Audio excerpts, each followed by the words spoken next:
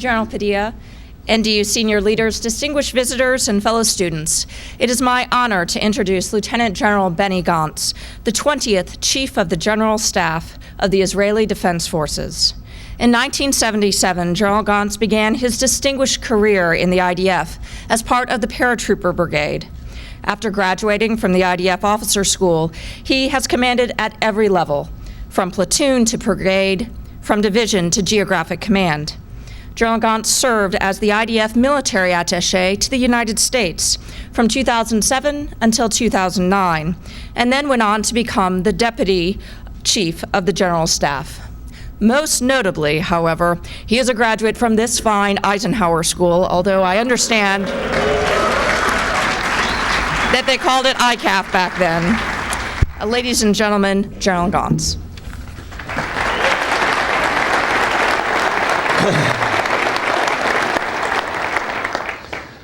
Thank you so very much for this beautiful introduction. Good morning, everybody, President, Ambassador, everybody around here. It's probably among the very few cases, times, or actually the first time that I'm in this auditorium and I'm not sleeping.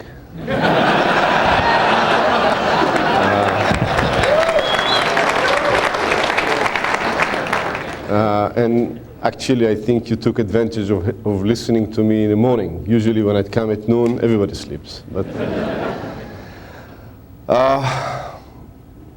I'm very pleased to be here again. I think that this institution is a very important one, both for the states, but also for the world and the different countries that are privileged to be part of the programs that NDU offer.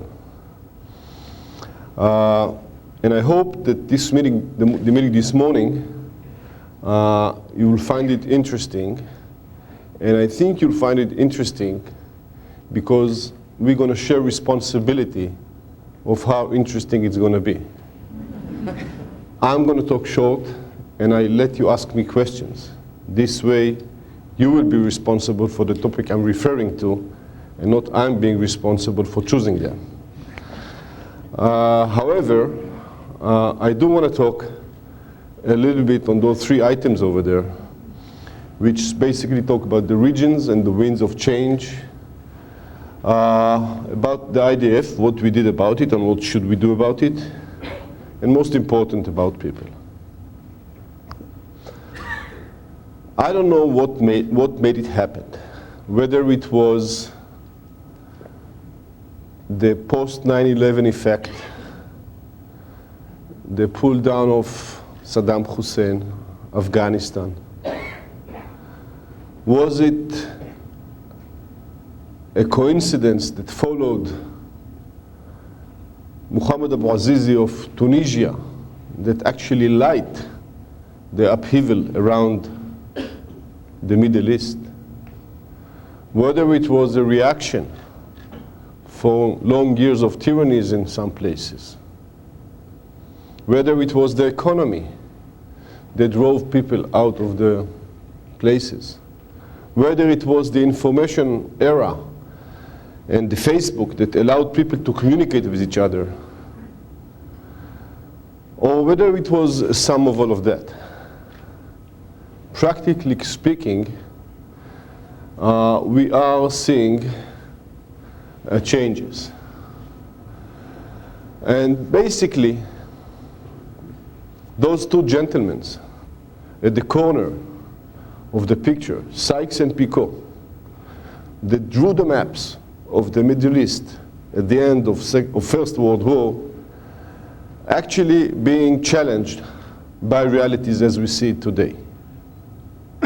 And the map, or the lines of it, in a way, are being erased, or maybe you could say reshape. Practically, when it used to be a whole area well defined by borders, and now that they are being betrayed, we see different kind of stuff. When those two guys have negotiated and decided how to draw the lines, the others are using different method of drawing lines. Much more violent, crucial, obviously. and that type of stuff. Hello? So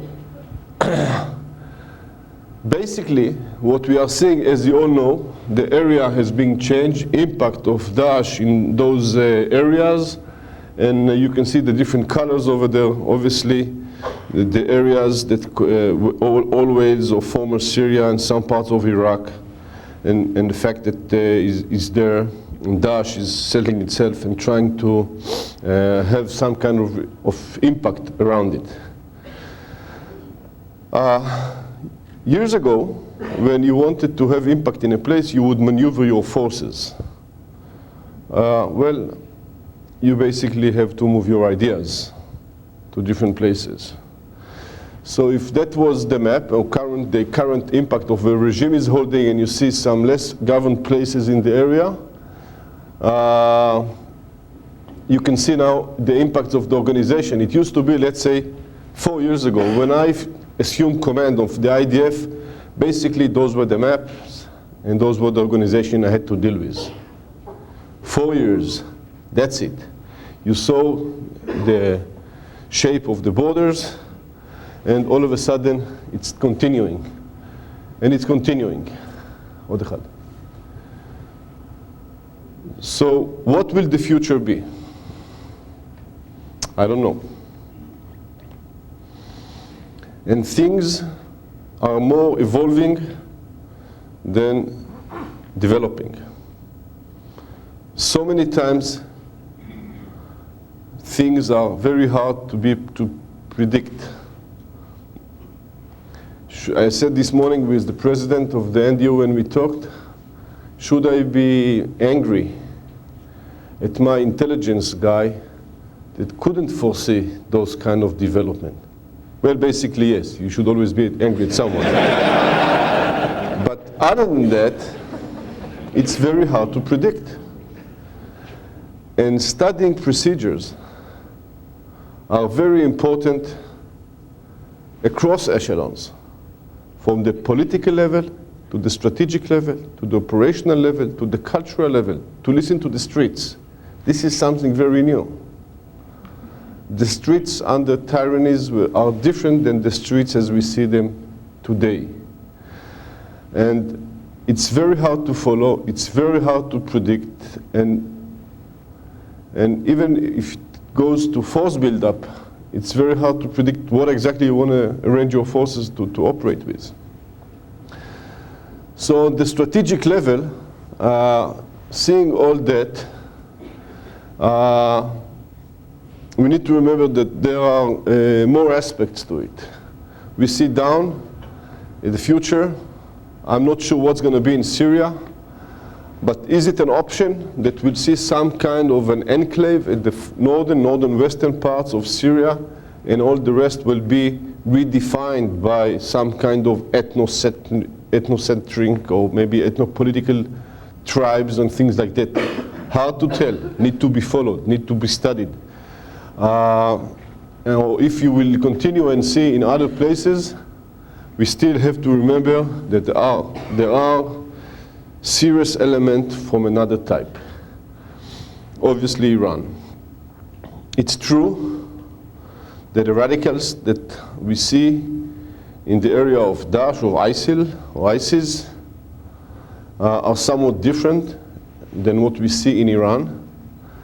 But we believe, and I believe, that the Iranian vision of having, exporting their ideas under the vision of military and nuclear capable, in a way, is still very relevant. It's true that there are changes in Iran, that there are results of international unity, ongoing pressure, economical isolation, military threat, that created changes within Iran, and made them, and we saw the effect of Rouhani's elections, and all that is very much so, but I think that the vision is still there, the strategy has changed, and they will try to seek military nuclear capability. And if that's the case, we might see it all around the area as a nuclear race, if you wish. And if you add this to a constant instability, very fragile, and where terrorists might lay their hands on capabilities, this might be a very, very dangerous development. Now we see the region as it is. We don't know how the region will look like 10 years ahead. And decisions that we might take now might have their impact 10 or 15 years if we do fast forward type of stuff. Plus, obviously, Iran still supporting Hezbollah, still supporting Hamas. Those missiles that you see here were intercepted by our Navy as they're on their way to Sinai Peninsula and from there to Gaza Strip. So if I have to sum it up for you, I think I can say that on the strategic aspect, the events within the Middle East are both a necessity and an opportunity. It's a necessity to cope with them because Daesh takes no prisoners. And if they take them, temporary time. And all the countries around them have the same interest of containing them, fighting them, and try and shape a better future without element of power as well. Economy, education, and other things which are very important. Development of infrastructure, etc., etc. It's not just pure military aspect. And on the other hand, one should not forget the impact or the potential impact of nuclear Iran, what it might do to the region, what it might do to an unstable region looking forward, what it is doing right now. And one should not ignore the need to fight those, to face those radicals. Unfortunately, we all woke up to a very tragic morning in France this morning of 12 people that were murdered just because of democracy values of media who does what it wants and others who react to it in their own ways. Definitely an opportunity to embrace the families and the nation of France in such a difficult morning as it is. So, talking about this strategic environment, which is fairly new, let's go a little bit into the operational aspect of it. Israel have gained operational experience through different conflicts from its born and existence to 1973, mainly conventional type of wars. From 1973 on, we start to see the changes to what you would call asymmetrics and things like that, trajectories from different ranges, different warheads, etc. To the last conflict we had in Gaza, where we saw urban areas, undersurface, terrorists in Sinai, international pressure, everything comes into this, to the arena. And we should try and build our forces to be able to cope with all that. What you can see here, obviously missiles, undersurface. We all possess today strategic sites that we need to protect, whether it's in the ocean, in other places as well, or the lower picture over there, it's a tunnel actually, when we blew it up. So it's a flare, so you can see the differences. But basically, you don't know it's there. I mean, you know it's there, but you don't know exactly where it's at and how you fight it. There is a difference there, obviously. Given the fact that, you remember all of that, how do you fight, how do you protect kids in kindergarten with 15 seconds alert in the southern part of the country of missiles that come from a very, very populated area, sometimes, unfortunately, from populated areas, underground. Cyber, Mr. Anonymous up there. And it's all happening right now. So, how can we do it? What's the new war? Old type? New type?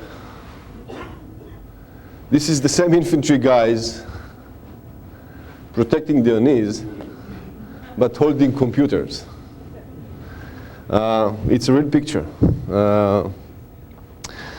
So what I'm trying to suggest, that giving limited resources, one really cannot build a branch for every option.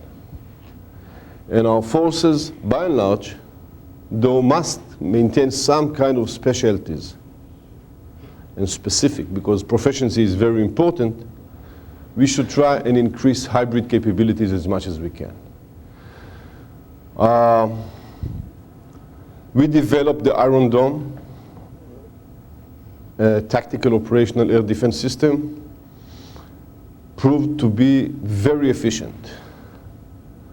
Out of more than 4,000 rockets that were shot, only 60 were effective, and even fewer were deadly, because of alert, because of people know how to behave, etc., etc.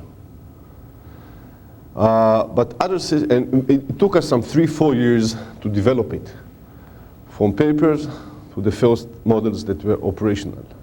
Very fast, very fast. Usually it takes 6, 7, 8, 9, 10 years, or even more. Eventually you have the system, but you have to use it in a different way that you actually planned it to. So this is something we also need to know. We need to know how to do it. So forces, I would say, must come from old school, new schools, hybrid, etc. So this is one issue. And the other one, it's interoperability. As I said, no one is strong enough or capable enough of operating by himself. Whether it's countries that need to cooperate with each other, whether it's inter-agencies, I would say, whether it's between branches or corps. Here, for example, you see after we move the population, you see our forces, you see air support, you see the next one coming down in the picture. Distances, 250 meters. Very close, very noisy.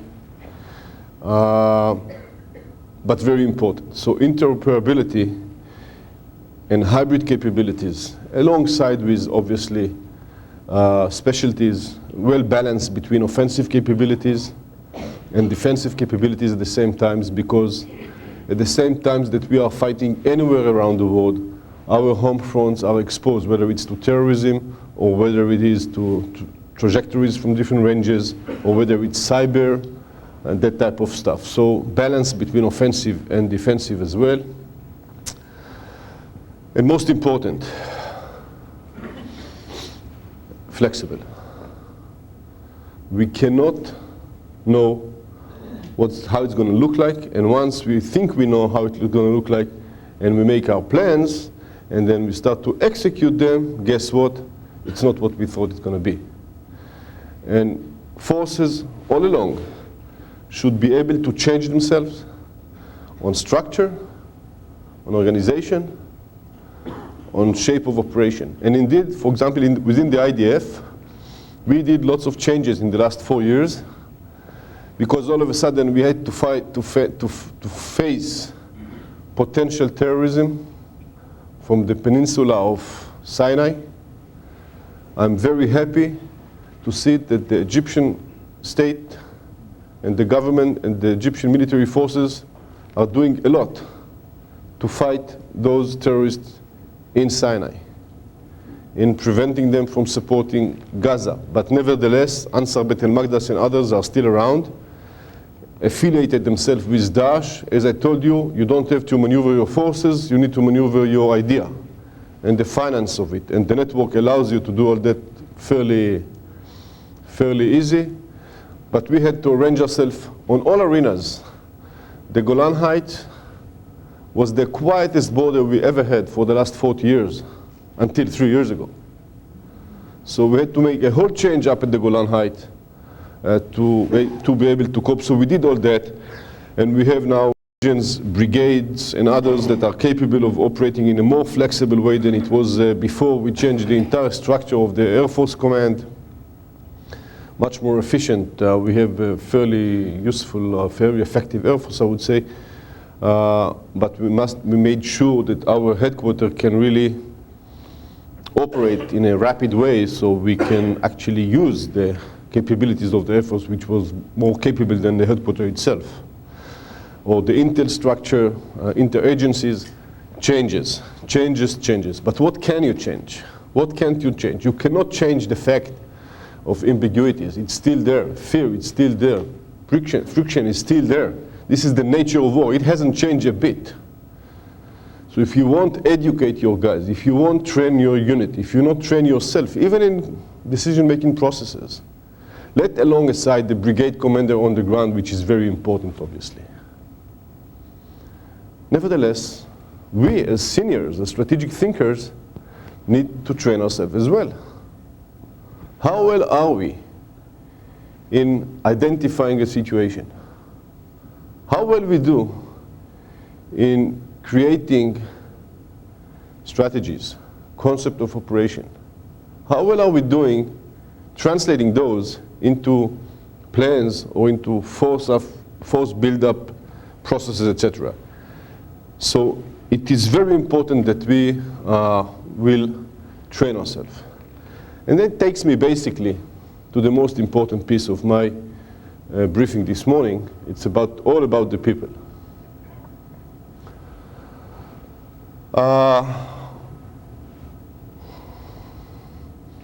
They really are the basis for all. And I think that as long as we invest in our human resources,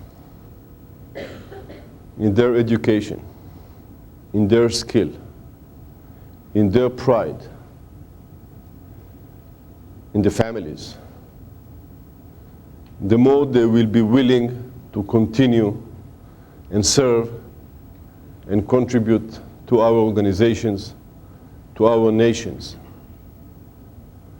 Avi, will you stand up for a second? I got together with me Avi, Roy. Roy, will you stand up, please? Just those two fellows here on the pictures. Here on the left side when he was younger, this fellow here. And here on this side, Roy, when he was healthier. Both of them were badly injured.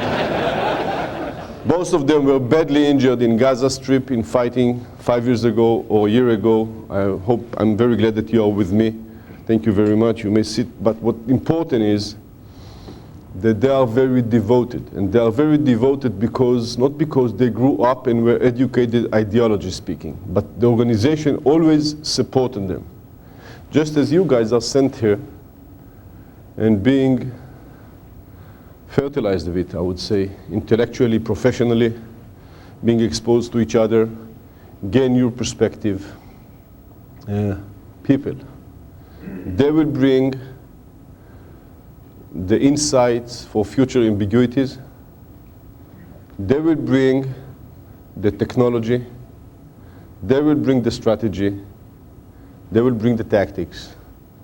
They will bring the strength that is needed to continue and defend ourselves and help others in shaping a better future for the world, which basically this is what we try to do. So what I suggest is, if you have only one dime, people, nothing comes before that. That was the case in ancient wars, still very much the case today. Thank you very much. אחר כך אני ארד.